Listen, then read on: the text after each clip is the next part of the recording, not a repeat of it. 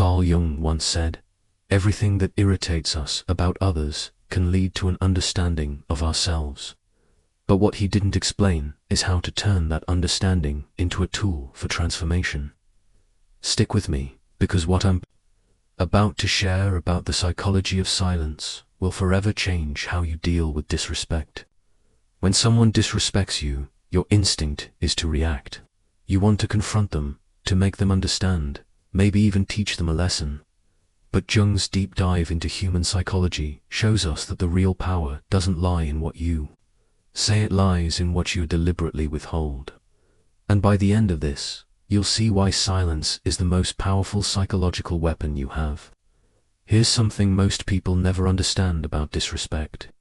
Jung, through years of studying the human mind, realized that when you take away your time, your energy, your presence, you're not just backing off, you're triggering what he called the shadow, the hidden side of someone's personality they refuse to face.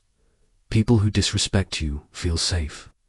They think you'll still be there, accepting the bare minimum, that your kindness will keep you close. Jung called this projection. They're unloading their own fears and insecurities onto you, hoping you'll carry the emotional weight of their mess. But here's where it gets deep. Pay close attention. When you stop answering their calls, ignore their messages, and remove yourself from their space, you're not ghosting them.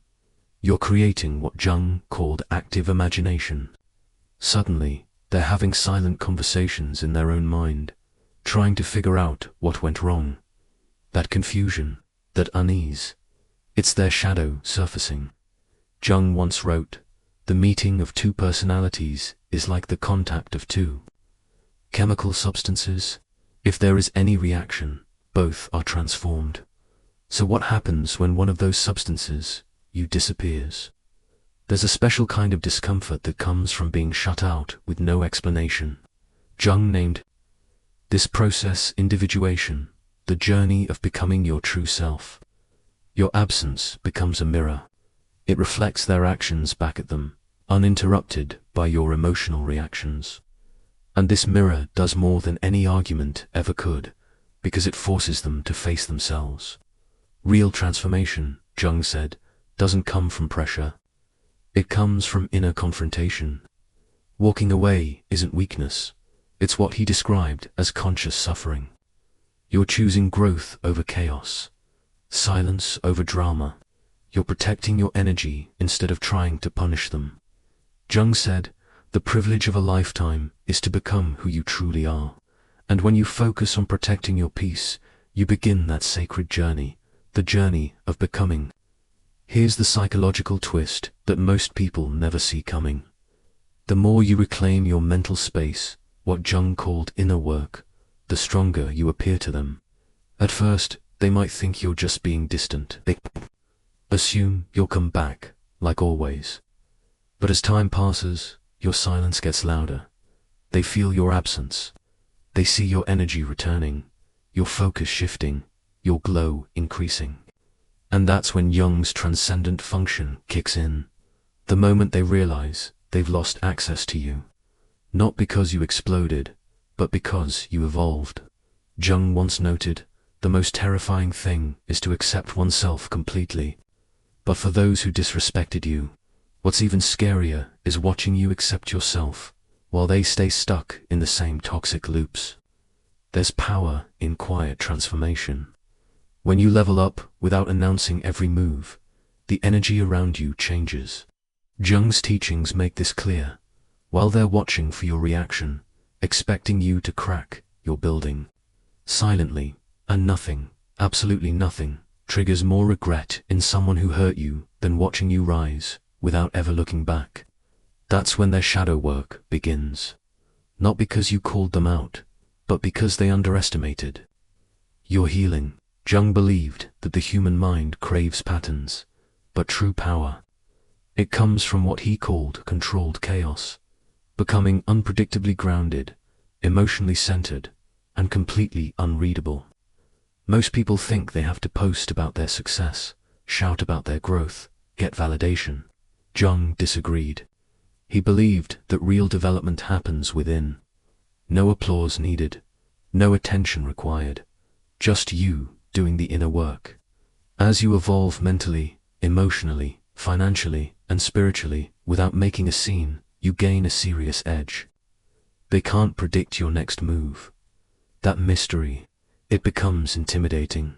While they're still stuck, gossiping, provoking, projecting, you're moving different, reading more, speaking less, choosing peace over pettiness. And now here's the moment where Jung's philosophy gets even more fascinating. You stop responding like you used to. You don't explain yourself. You don't attend every argument you're invited to. That shift, not your silence, but your evolution, makes them pause. According to Jung, this triggers the animus. Projection, they begin seeing qualities in you they never appreciated before. But it's too late. You didn't need revenge. Your growth became the message. It told them, you didn't break me. You reminded me who I am. Every silent move toward your purpose, every quiet win, every personal battle you conquer, it becomes part of what Jung called the hero's journey. A journey they never expected you to take. They thought you'd stay stuck, that you needed their approval, that their disrespect would destroy you. But your silence proved something Jung always believed, that the human psyche has an incredible ability to heal and evolve when the environment is right. Jung once wrote, "I am not what happened to me. I am what I choose to become." Choosing calm in the face of disrespect isn't weakness, it's power, it's conscious control. When someone tries to disrespect you, what they're really after is your reaction. They want to see you lose it, argue, cry, fight back. That's how they win. But when you stay composed, when you choose stillness over noise, peace over chaos, you flip the script, you take back the power. And the most brilliant part, it's not about suppressing emotion. Jung called it conscious integration. You're not avoiding your feelings, you're mastering them. You've drawn the line, you've redefined your worth. And that quiet, grounded strength is what they never saw coming. The best way to deal with other people's darkness isn't always to confront it. And what Carl Jung discovered next will forever change how you set boundaries. The strongest form of self-respect is setting boundaries without needing to explain them. When someone disrespects you, the instinct is to explain why it hurt. But true psychological strength, Jung said, lies in what he called sovereign enforcement, protecting your peace without needing validation. You don't have to slam doors or shout. All it takes is a quiet shift in your mindset. You stop replying to draining messages. You stop saying yes when you mean no. You stop showing up for people who only show up when they need something. At first, they may not even realize what's happening.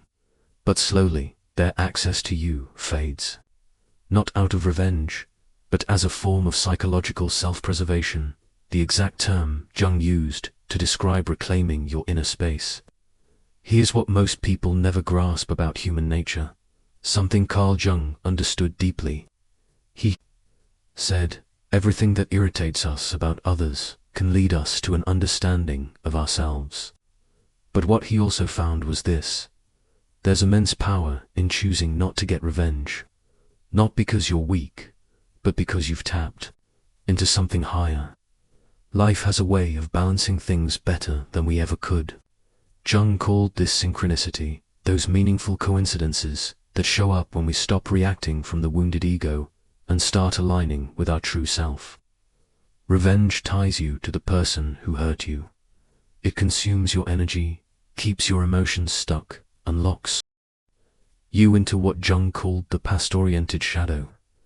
But when you walk away and use that energy to grow, to evolve, you break the pattern.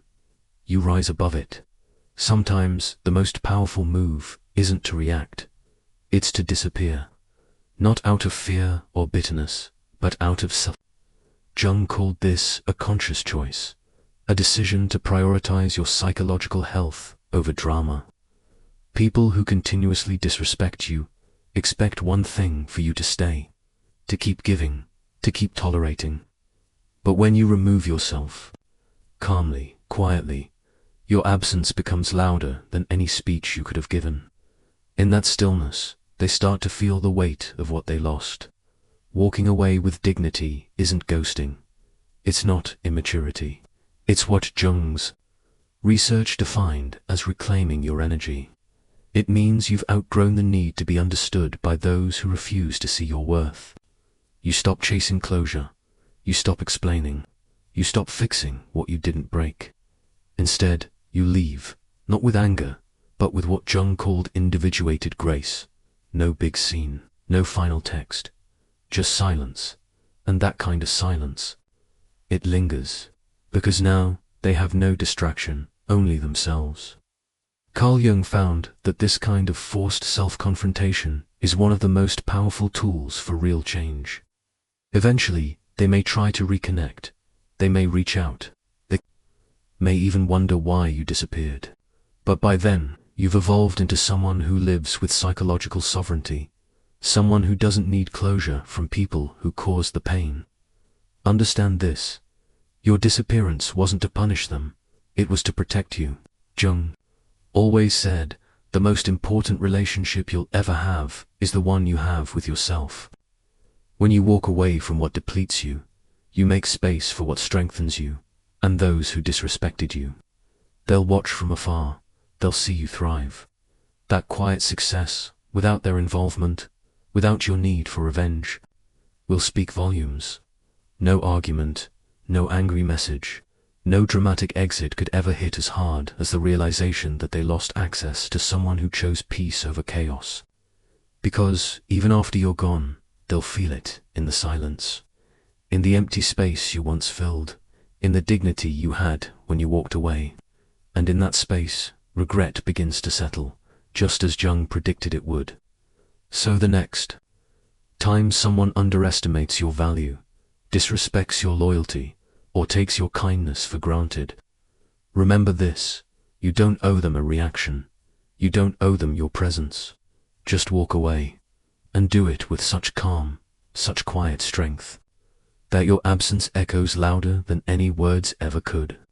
Because, in your silence, they'll hear everything they need to know about the person they let go. Thank you for staying with me through this journey. If today's message resonated with you, hit that subscribe button and share this video with someone who needs to hear it.